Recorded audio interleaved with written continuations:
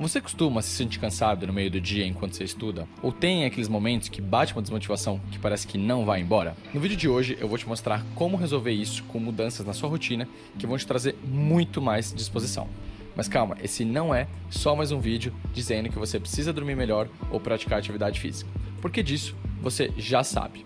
O que eu vou trazer aqui são estudos científicos e dicas práticas com mudanças que você vai poder aplicar e que vão aumentar as suas chances de você ser aprovado no vestibular. O meu nome é Lucas Barassas e eu fui aprovado em medicina na USP estudando por apenas 6 meses. Mas antes disso, eu tinha uma startup chamada Vigilantes do Sono, onde a gente criou o que é hoje o aplicativo de sono mais bem avaliado do mundo. E nessa época eu estudei mais de 100 artigos científicos sobre como mudanças no estilo de vida podem impactar a nossa memória e o nosso aprendizado. Então se prepara que eu fiz esse vídeo com muito carinho, inclusive no meio do vídeo eu vou entregar um e-book gratuito para vocês. Bom, então vamos começar por sono. Para você entender a importância disso, tem um estudo da Universidade de Berkeley que mostrou que as pessoas que dormem melhor têm um desempenho até 40% maior em testes de aprendizado. É isso mesmo, 40%, você não ouviu errado. Isso representa, por exemplo, numa prova de matemática do Enem, você sair de 24 para 40 acertos. Mas por que isso acontece? Porque é durante o sono que o cérebro ele faz o que a gente chama de consolidação na memória. Ou seja, ele pega tudo que você estudou durante um dia e ele guarda na nossa memória de longo prazo. Isso rola principalmente no que a gente chama de sono REM, que é quando acontece o que a gente chama também de plasticidade sináptica, que é o fortalecimento das conexões entre os neurônios. Se você não dorme direito, o que acontece é que essas conexões elas não se fortalecem e você acaba esquecendo boa parte daquilo que você estudou. Agora, como que a gente consegue melhorar isso? Vamos dividir em duas partes. Então, primeiro, para quem já dorme bem, e depois a gente fala para quem tem dificuldade para dormir. Se você já dorme bem, mas quer otimizar o seu sono, o primeiro ponto aqui é regularidade. Manter um horário fixo de dormir e acordar, mesmo no final de semana, faz toda a diferença. O problema acontece, por exemplo, quando a gente sai, por exemplo, na sexta, no sábado, e aí acorda mais tarde nos dias seguintes. E aí geralmente acontece é que a gente dorme mais tarde no domingo, e aí qual que é o resultado? Segunda-feira você já acorda e começa a semana destruído. E isso tem um nome, isso daí chama jet lag social. A minha dica é que se você dormiu tarde, coloca um despertador pelo menos no domingo, ali para as 9 ou 10 da manhã. Você vai acordar um pouco mais cansado, mas isso é bom, porque é justamente esse sono a mais que vai fazer você dormir um pouco mais cedo nesse dia e aí você vai acordar muito melhor na segunda. O segundo ponto é criar um ambiente adequado na hora de dormir. Um quarto que é escuro e é silencioso, ele melhora muito a qualidade do nosso sono. Se você mora em um lugar que é barulhento, tenta comprar uns protetores de ouvido. Eles vão sim te ajudar. Agora, a luz é ainda mais crítica. O ideal é deixar o ambiente 100% escuro. Se você não tiver uma persiana blackout, um tapa-olho, né? Aquele tapa-olho assim, ele pode sim ajudar bastante e ele é muito mais barato. Por último, e talvez o mais importante, desconectar antes de dormir. Evita as redes sociais. Você talvez já ouviu falar que a luz azul ela atrapalha o sono. Mas aqui o problema maior não é a luz azul, e sim o conteúdo em si das redes sociais, que ele mexe com a nossa cabeça.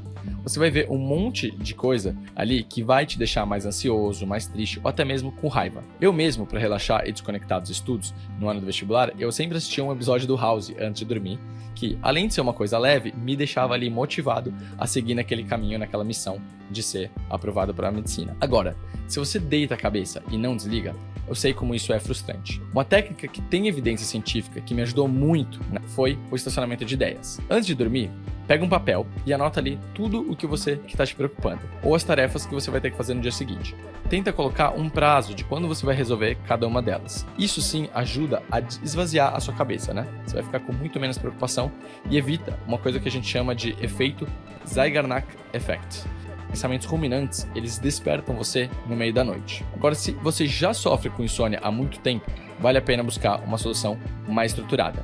E aí, não teria como recomendar uma outra coisa que não o aplicativo da Vigilantes do Sono. A gente já teve mais de 100 mil pessoas usando o nosso aplicativo e, como eu comentei, é o aplicativo de sono mais bem avaliado do mundo. Então, grande chance de você gostar dele também. Ele te ensina técnicas que são validadas cientificamente para quem tem insônia. Funciona muito bem e pode ser ali um diferencial enorme na sua rotina. Agora, sobre alimentação, o que dá para fazer para melhorar ela? Tem muita coisa aqui. Então a gente precisa primeiro entender de onde você parte. E por isso, eu estou deixando na descrição um e-book gratuito com um questionário para você saber quanto que a sua alimentação está hoje te ajudando ou eventualmente até te atrapalhando nos estudos. E depois a gente vai dar uma série de dicas para você melhorar a sua alimentação baseada no seu comportamento. baixa lá e depois me manda aqui nos resultados, né, como é que foi o seu resultado. Mas e a cafeína? Você sabe como usar o café a seu favor para otimizar os seus estudos? Essa é uma parte muito importante, porque o café ele pode sim ser o seu maior aliado nos estudos, mas ele também pode ser o seu maior inimigo. O problema é que a maioria das pessoas toma café na hora errada e do jeito errado. Por exemplo, você sabia que tomar café logo depois que você acorda pode ser ruim? É que nesse momento o corpo está naturalmente liberando um hormônio chamado cortisol, que é o hormônio que te ajuda a despertar. Então, se você toma café nessa hora, além de você desperdiçar o efeito máximo dele, ainda cria uma dependência desnecessária em relação à cafeína. Então, o que fazer no lugar? Bom, espera 1 ou 2 horinhas depois de acordar para tomar o seu primeiro café. Assim, ele vai ser tipo um boost assim, de energia na hora que você senta para estudar, em vez de ser só mais uma muleta que você usa para sair da cama. Agora, uma coisa que muita gente erra é o horário do último café no dia. O café, depois das 3 ou 4 da tarde, ele pode parecer que não afeta na hora, mas ele atrapalha e muito a qualidade do seu sono. Tem estudos que mostram que a cafeína ela pode atrasar em até 40 minutos o que a gente chama de ciclo circadiano. Isso quer dizer que você vai demorar mais para pegar no sono. E mesmo quando você dorme, o café ele tem a capacidade de prejudicar a qualidade do seu sono. Ele tem a capacidade de atrapalhar o que a gente chama de fase de sono profundo. Qual que é o resultado? No dia seguinte você acorda cansado, precisa de mais café e aí entra naquele ciclo vicioso que só te atrapalha. E agora, por último, sobre atividade física, o que dá pra gente fazer nessa nossa rotina bizarra de vestibulando? Acho que não é novidade pra ninguém que se exercitar melhora o nosso desempenho nos estudos. A gente sabe que isso te ajuda você a se concentrar melhor, a aumentar a sua atenção e até mesmo a reter melhor o conteúdo na sua memória. Mas o desafio aqui é como encaixar isso numa rotina quando você já está estudando ali o dia inteiro para o vestibular. Então, o que eu fiz foi encarar isso de uma forma muito estratégica. No primeiro semestre, eu ainda acho que dá para manter uma rotina mais regular. Pode ser uma caminhada leve, uma corrida, alguma atividade esportiva ou até mesmo se você já vai na academia. Se você conseguir fazer 3 vezes por semana, tá ótimo.